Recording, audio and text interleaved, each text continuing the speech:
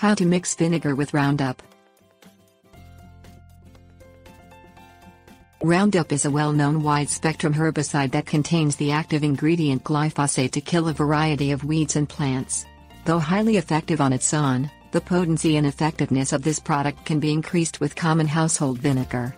Vinegar is known to quickly dry out plants and hasten the removal rate.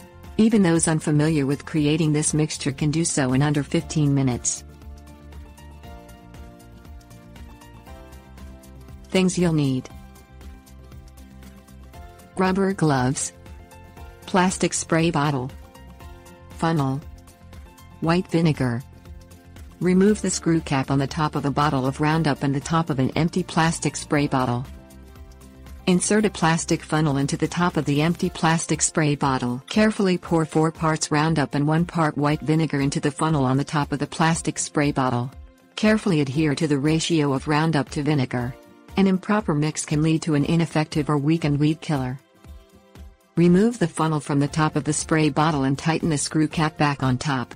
Shake the bottle to integrate the solution. Tips: warnings. Protect your hands during the mixing process with a pair of rubber work gloves.